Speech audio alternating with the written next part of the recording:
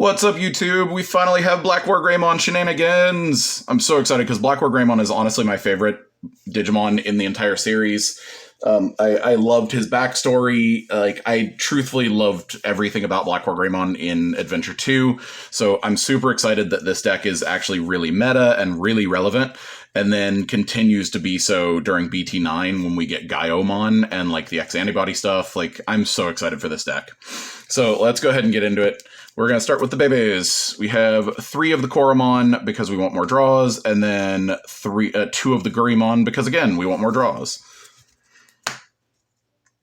And then level 3s.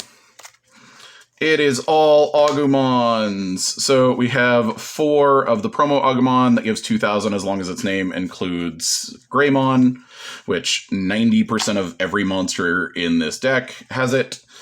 4 of the BT5 Searcher. Again, this card is great because we can all play these off Nokias. It's all Agumon named. Everything's amazing. 4 of the new BT8 Agumon. You reveal the top 4, add 1 card with Greymon in its name, and 1 card with Dragonkin in its name, add them to your hand. So the fact that you get 2 almost every single time, because almost everything in this deck is Dragonkin that's level 4 and higher. It's all searchable, so it's all insane. Then we're going to play 1 of the EX1 Agumon. You can play the promo one that's holding the cards, that when you play it, you get to delete something with 3k or lower, which honestly in this format can be really relevant. I just personally, 1, don't have them. 2, didn't feel like picking them up. 3, I honestly really like this card as well because getting to swing, try to search for a Nokia or a Agumon that can be played off a Nokia for next turn is really relevant, as well as being able to just Evo, if you don't have your level 3 because you played it off Nokia, and then next turn you can Evo, get your +1 draw. I think the one of is really good. Then we have the level 4s. So I'm going to go ahead and start this off with 4 Cyclonemon. I truthfully love Cyclonemon because of his effect. 1, he is a black and red. 2, he is a Dragonkin, so he can be searched off the new black Agumon. 3, I don't have the starter deck Greymon because they're insanely expensive, and I got rid of mine way back in the day at their peak price. So I just never picked more back up, but I do actually really like Cyclonemon because of everything he does, as well as when your level 5s and higher's attack, you get to delete something with 2k or lower is, again, really, really relevant in this format when all of your opponent's VMons are 2k and lower, tons of Agumon are 2k and lower, so there's so much that can be deleted off Cyclonemon.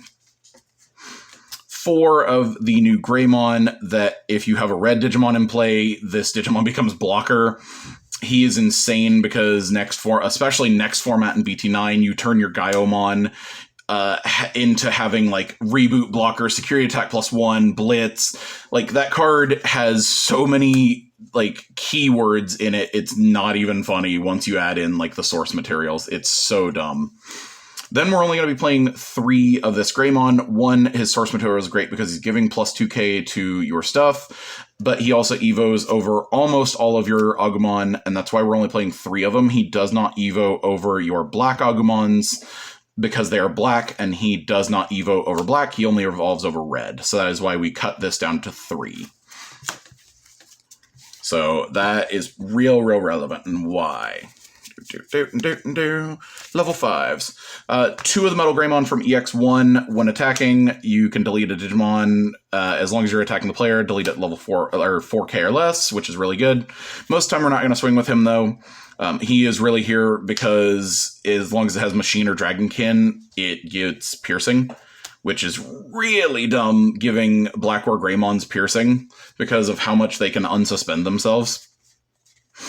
Then we are going to be playing 4 of the new Blackwargreymon. He is a high cost, but this can be mitigated by Nokias.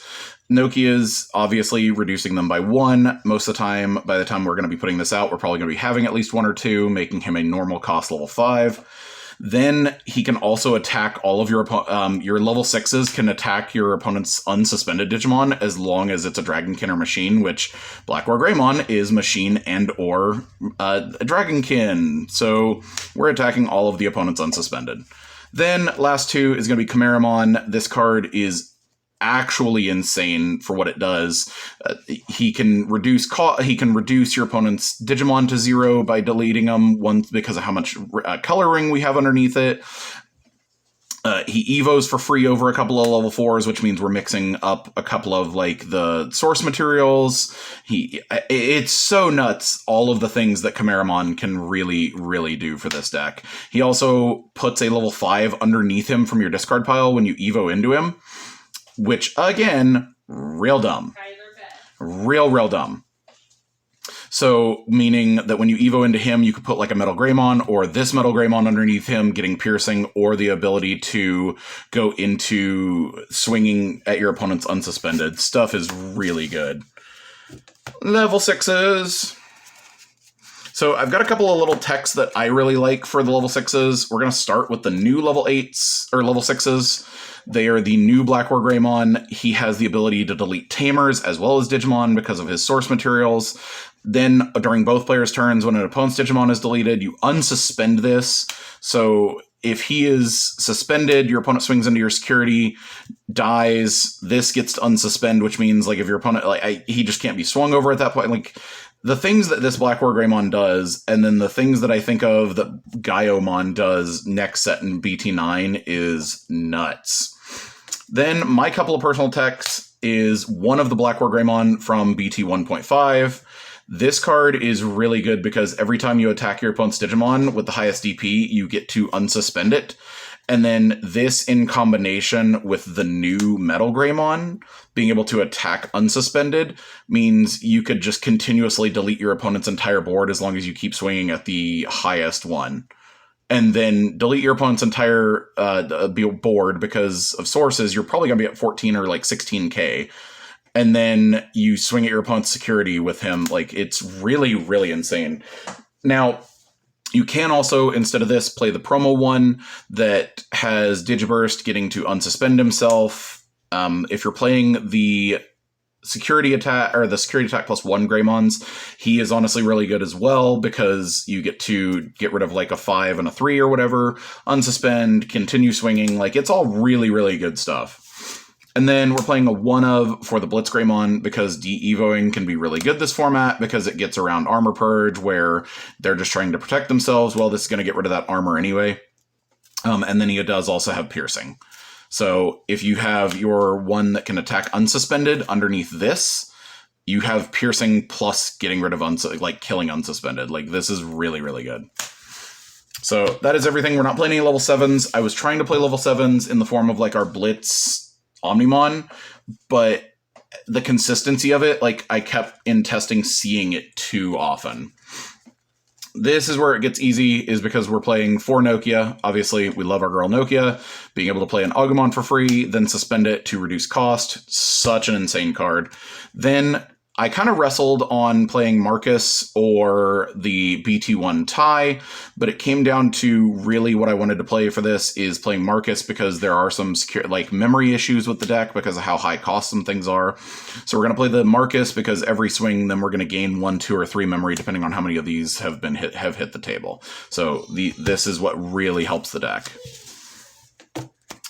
Then our options, we're playing 2 red memory boost. Almost everything in the deck is either black and red or just red, other than our Agumon. So this is going to get to exactly what we want. Then we were playing 3 of the new Crimson Blaze. I hadn't actually read this card until a couple of buddies locally, including Donkey Nog, had let me know how nuts this card was. You reduce the cost of this card in your hand for every Digimon your opponent has in play, then you delete all of your opponent's Digimon with 6k or less, then your opponent can't play Digimon by effects until the end of your opponent's turn. So you not only get to reduce the cost of this, so like say they have 3 Digimon, you reduce the cost to 3, then you delete all their 6k or less, and they can't play Digimon by effects like Nokia or anything like that. This card is absolutely insane. I don't know what I would take out to play a 4th one, but I have honestly thought about playing number 4 just because seeing it in security would be gross. This card is such a good floodgate card and such a good disruption and destruction card. So that is the deck profile, guys. Let me know what you guys think down below. If you guys haven't yet, hit that sub button. Let me know. We just keep growing daily as the community, and I love seeing it. I'm so happy that we have been growing as fast as we have been in the community. So make sure we hit that thumbs up button, and I will catch you guys later. Peace, guys.